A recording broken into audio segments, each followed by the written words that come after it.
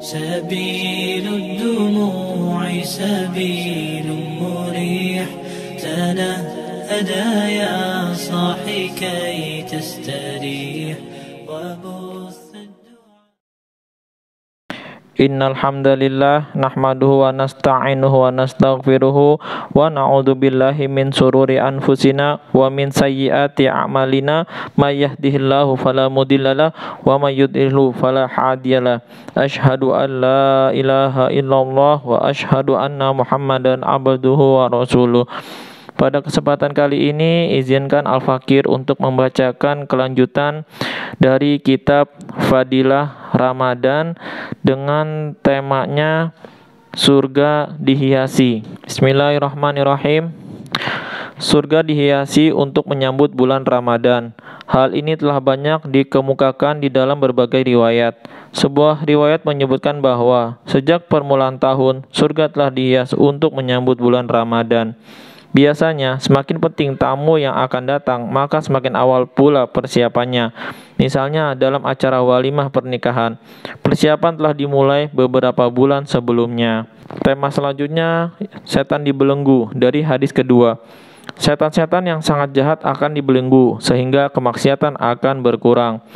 Adanya semangat ibadah dan gairah pada diri orang-orang beriman untuk memperoleh rahmat pada bulan Ramadan yang penuh berkah ini sudah tentu membuat setan berusaha sekuat tenaga menyesatkan mereka dari jalan yang benar, sehingga kemaksiatan semakin meningkat pesat. Namun yang terlihat secara umum kemaksiatan berkurang. Berapa banyak para pemabuk yang karena keistimewaan bulan Ramadan tidak meminum khamar. Berapa banyak kemaksiatan yang biasa dilakukan secara terang-terangan telah berkurang karena Ramadan. Walau demikian pasti masih ada perbuatan dosa. Namun terjadinya perbuatan dosa tersebut tidak bertentangan dengan isi hadis di atas. Karena isi hadis menyatakan bahwa yang dibelenggu adalah setan-setan yang sangat jahat. Maka tidak perlu heran jika masih ada orang yang berbuat dosa di bulan Ramadan. Hal itu merupakan pengaruh setan yang lebih kecil kadar kejahatannya. Riwayat lain menyatakan bahwa pembelengguan setan ini secara menyeluruh tanpa pembatasan pada setan-setan yang jahat.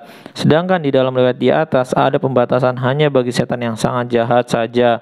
Riwayat yang tanpa pembatasan ini tidak bertentangan dengan riwayat yang ada pembatasan.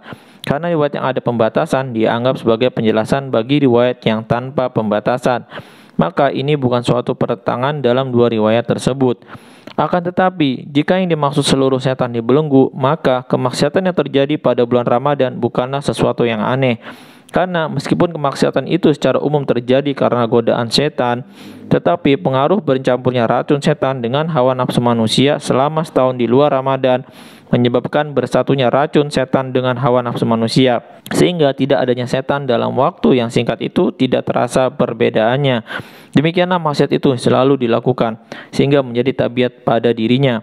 Orang yang terbiasa hidup dengan hawa nafsunya di luar bulan Ramadan, pengaruh hawa nafsunya akan terus berlanjut di bulan Ramadan. Sebuah hadis menguatkan hal ini, yaitu sabda baginda Nabi SAW, apabila seseorang berbuat suatu dosa, sebuah titik hitam akan melekat di dalam hatinya. Jika ia bertaubat dengan sungguh-sungguh, titik hitam tadi akan terhapus. Jika tidak bertaubat, titik hitam tadi akan tetap melekat. Apabila ia berbuat dosa lagi, maka titik hitam lain akan muncul dan seterusnya. Sehingga hatinya menjadi hitam semua dan tidak ada satu kebaikan pun yang dapat menembus hatinya. Mengenai hal ini Allah Subhanahu wa taala berfirman, A'udzubillahi minasyaitonirrajim. Kalla bal rana 'ala qulubihim ma kanu yaksibun.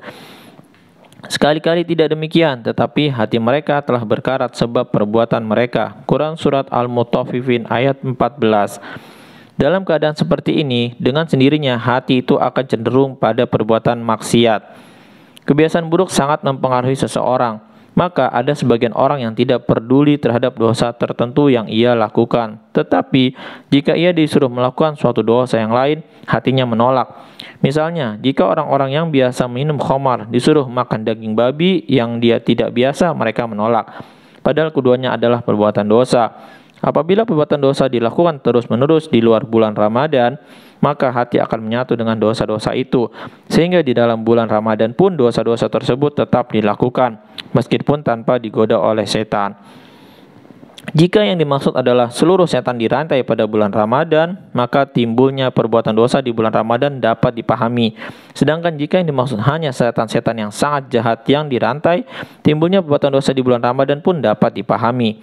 Hamba yang lemah ini berpendapat bahwa penjelasan seperti itulah yang lebih tepat.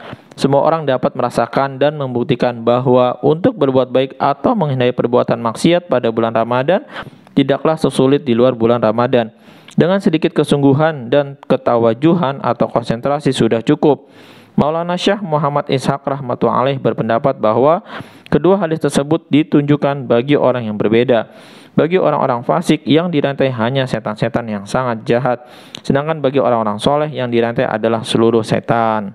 Alhamdulillah, baru saja kita pendengarkan tentang setan dibelenggu. Penjelasan dari hadis kedua tema kitab Fadhilah Ramadan. Mudah-mudahan kita bisa amal dan sampaikan kepada saudara-saudara kita yang lain.